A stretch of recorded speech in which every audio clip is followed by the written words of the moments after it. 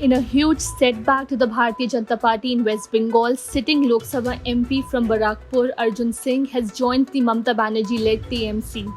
Arjun Singh was previously a sitting MLA of TMC and had joined the BJP on March 14th in 2019, after which he was elected to the Lok Sabha in the subsequent general elections.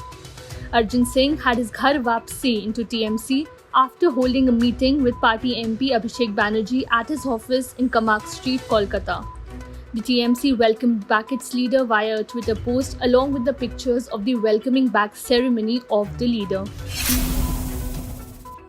Certain reports emerged recently that the Union Ministry of Culture had ordered the Archaeological Survey of India to conduct excavations at the Qutub Minar in Delhi.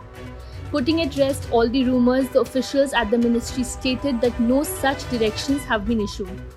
The rumours began after the Culture Secretary Govind Mohan visited the monument on Saturday, post which it was reported that the ASI had been ordered to conduct excavations to ascertain whether Qutub Minar was built by Qutubuddin Aibak or Chandragupta Vikramaditya.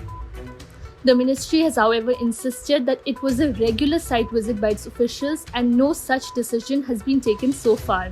However, the officials at ASI were not available for a comment. As the war between Russia and Ukraine is all set to enter its fourth month and continues to escalate with no signs of stopping, the President's Office of War on Ukraine claimed on Friday that a Russian missile destroyed the House of Culture in the Ukrainian city of Lozova. It is alleged that the missile wounded 7 people, including an 11-year-old child. Lozova is located about 73 kilometers south of Izium, a Russian-controlled city in Kharkiv's outblast. In the video footage of the missile strike that is being circulated, the Russian missile can be seen demolishing the structure. The missile detonated with a huge light and a cloud of smoke emerged as it struck the structure. The President's office further revealed that the structure had just been renovated. As Putin's war of Ukraine nears its fourth month with no signs of de-escalation of the Russian troops, Russian oligarchs and the lavish parties will be absent this year from the World Economic Forum's annual meeting in Davos. This is the first time that Russians would not be a part of WEF annual meeting since the fall of communism.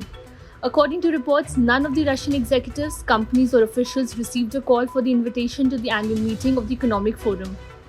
In 2020, Russians were the third most represented billionaires in attendance as per the outlet. Ukrainian officials have quickly filled Russia's spots, with Ukrainian President Volodymyr Zelensky scheduled to deliver a virtual keynote address on Monday.